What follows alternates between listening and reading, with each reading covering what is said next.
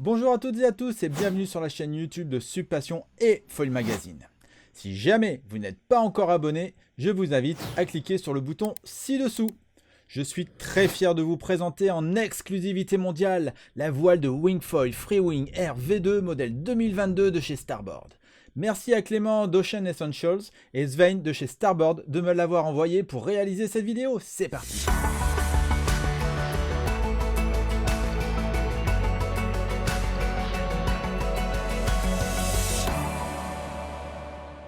Pour commencer, à qui est destinée cette voile de Wingfoil Freewing Air V2 modèle 2022? C'est une voile all-round pour tous les niveaux de pratique. Starboard a voulu une aile puissante tout en réduisant la pression exercée sur les bras. Le but de tout cela étant de vous permettre de naviguer plus longtemps et de décoller plus tôt. Chaque taille a un design spécifique pour un rendu optimal de confort et de performance dans une plage d'utilisation élargie. Allez, commençons par l'unboxing de la nouvelle Freewing. Le sac de l'aile tient dans un carton tout en longueur. L'aile est ensuite dans un grand sac noir comprenant deux grandes poches à l'intérieur. Information complémentaire et pas des moindres, le sac est intégralement conçu en matériaux recyclés. Alors ce n'est pas un sac à dos, il y a juste une poignée devant et quelques indications dessus. On y trouve la voile mais aussi un kit de réparation, un multi-adaptateur pour différentes pompes et une notice. Alors dans cette notice, on retrouve toutes les informations ultra pratiques qu'il y a à savoir. Elle est vraiment très bien faite. Comme vous pouvez le voir, il n'y a pas de plastique d'emballage. La voile est soigneusement emballée. Bon, normalement, c'est vraiment bien emballé. Là, c'est un peu tout chiffonné car, j'avoue, je l'avais déballé et je ne suis pas le roi du papier cadeau. En tous les cas, le papier craft tient avec deux rubans rouges très mignons. La voile Freewing RV2 est pliée en 3 dans le sens de la longueur. Quand on la déplie, là, pareil, pas de plastique en trop. On a du papier de soie pour protéger les fenêtres. Elle est livrée avec un leash élastique déjà monté et relativement bien fait. Ce leash a été imaginé pour pouvoir le serrer d'une seule main. Vous avez même une protection en néoprène Ulex au niveau de l'attache. Alors, comment gonfler la voile? Installez-vous si possible dans un endroit sans abrasion au niveau du sol. Favorisez du sable ou de la pelouse comme ici. Mettez-vous à l'abri du vent pour éviter que la voile ne bouge lors du gonflage. Sinon, mettez-vous dos au vent et la voile posée sur le dos. Avant de gonfler votre voile de Wingfoil, assurez-vous de bien fermer la petite valve sur la latte ou le boudin central. Comme vous le voyez, c'est une valve comme on avait sur les matelas gonflables. Moi, j'adore. On la retrouve uniquement sur les voiles de 5, 6, 7 et 8 mètres carrés, mais elle existait déjà sur la version de 2020. Elle est hyper pratique pour dégonfler la voile rapidement. Idem, concernant la grosse valve sur la latte centrale, vissez bien le tout dans le sens des aiguilles d'une montre.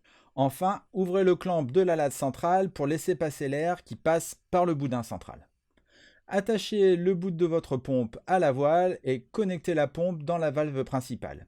Il est temps de pomper jusqu'à 4 PSI pour cette 6 mètres carrés. Sur le sac, vous avez un petit tableau récapitulatif de la pression à mettre en fonction de la voile. Une fois à 4 PSI, déconnectez la pompe, fermez le clamp et le bouchon de la valve en remettant bien le capuchon en néoprène. Il est temps de parler des caractéristiques de la Freewing Air V2 2022. Pour commencer, la voile a 4 poignées sur la latte ou le boudin central. Avant, si je ne me trompe pas, il y en avait 5. Elles sont épaisses, larges et très confortables. Starboard a longtemps travaillé sur une mousse EVA préformée pour plus de confort en navigation. La prise en main est vraiment très agréable. Toujours sur la latte centrale, vous avez deux attaches de bout de harnais. Alors le bout de harnais réduit la fatigue dans les bras et permet donc de naviguer plus longtemps. Ensuite, on a deux grandes poignées en diagonale, bien pratiques dans les jibes ou autres. Et enfin, une poignée centrale sur le bord d'attaque à l'avant. Côté renfort, la voile n'est pas en reste. Vous avez des renforts en Kevlar sur toutes les jointures pour mieux résister à l'abrasion. C'est le même Kevlar utilisé pour des gilets pare-balles, alors autant vous dire que c'est indestructible. Vous en avez aussi sur le bord de fuite et aux extrémités. Même sur la voilure, vous avez des renforts en triangle. Et dernier gros renfort que je n'avais encore jamais vu ailleurs, c'est cette bande à l'avant et au-dessus de la voile. C'est pas mal du tout car c'est une zone sensible aux impacts et aux frottements. On a toujours des fenêtres, mais comme vous le voyez sur la 6 mètres carrés, on en a 4 petites. 2 fines au niveau du bord d'attaque et 2 petites à l'arrière. Avant, on n'en avait que 2 grandes. Parlons du chep. La voile est très bien équilibrée avec un large creux qui permet de donner une belle courbure sur le dessus et de gagner en puissance. Ce creux apporte aussi de la rigidité à l'ensemble de l'aile. C'est une voile moyennement élancée avec une longue latte centrale. C'est ce qu'on commence à appeler vulgairement une voile compacte. Elle est tellement compacte que les extrémités, qu'on appelle aussi les oreilles, ont une courbe vers l'intérieur. Le but est d'éviter les touchettes quand on navigue et dans les jibes. En compactant le shape, la latte centrale est plus longue et l'envergure est plus petite. Le rapport poids-puissance est augmenté. En conclusion, la Freewing Air V2 est une voile avec une finition parfaite. On retrouve tout le savoir de Starboard et de AirRush en termes de design et de qualité. Il n'y a rien à dire ou à redire au niveau des coutures. Aucun détail n'a été laissé au hasard, c'est vraiment du haut de gamme.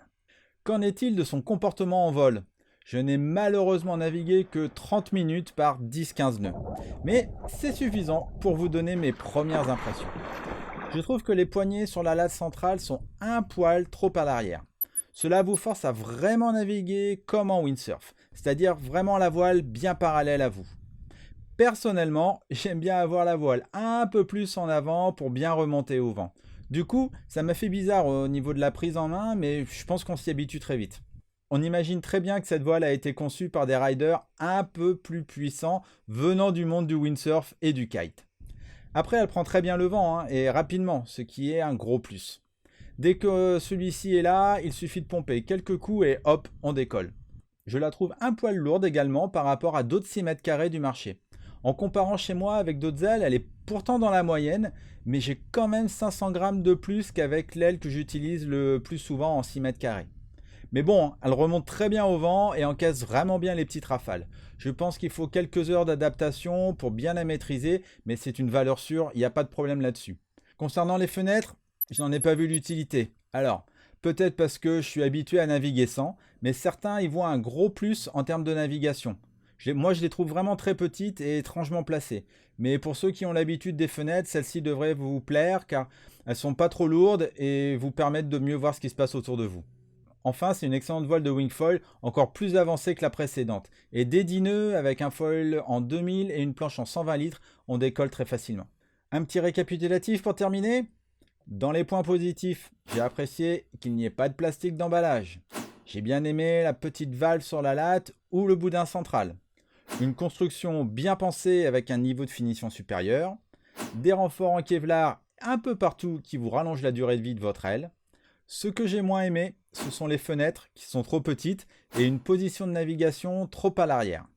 Pas de pompe ni de bout de harnais livré avec la voile, ça aussi c'est dommage. En tout cas, la nouvelle Starboard Freewing V2 2022 devrait faire parler d'elle cette saison. Elle sera disponible dans le courant du mois d'avril. Vous pouvez la précommander dès aujourd'hui, je vous mets le lien dans la description. Voilà, c'en est terminé pour cette vidéo. J'espère que vous a plu. Si c'est le cas, je vous invite à liker et à partager. Maintenant, vous connaissez aussi la chaîne YouTube Subpassion et Foil Magazine. Alors, si vous voulez m'encourager, cliquez sur le bouton pour continuer de me suivre. Je vous dis à très vite pour de prochaines vidéos. Ciao, ciao!